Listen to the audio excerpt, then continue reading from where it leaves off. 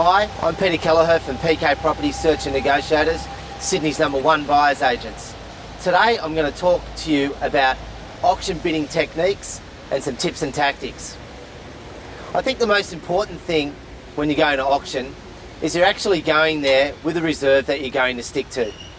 Some people use their heart rather than their head and get themselves in a lot of trouble in regards to going over what they think is probably a fair market value. When entering the auction room, I find that a really good place to stand is actually right at the back of the room so that you can see everything that's going on in the auction room. It's most important that you actually see when people are getting to their limit. A lot of the times, if they're a couple and they're together, what will happen is that they'll look at each other and they'll shake their head in a no direction, meaning that they won't want to go any further.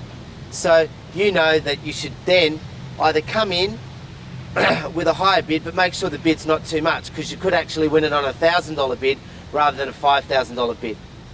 It's also important in the auction room to give the auctioneer respect, but remember that it's your money, and when you actually are bidding, that you're in a position that you bid in the amounts that you're comfortable with, the denominations that you're comfortable with.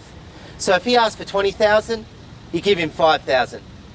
The usual comment from the auctioneer will be, "That's fine, Mr. Harris.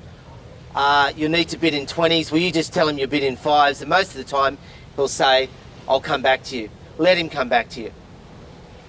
I like to start the auction off very, very low, probably 10% under what they're quoting, or sometimes 15% under. And then I like to drop out, and then maybe let everyone else have a go at it, and then come back in a bit later on. Don't ever be afraid to actually let the property get passed in. When they talk about that the person that makes the last bid will get the first right to actually speak to the real estate agent to negotiate the property afterwards, that's actually a myth. It's not a rule. So what I'm saying is that you don't have to actually be the last person to put in a bid. The reason they're doing that is because they want the bidding to keep on going and stimulate. So if the property gets passed in, you don't even need to negotiate it an hour afterwards. You can actually leave it till the next day, or even sometimes a couple of days afterwards.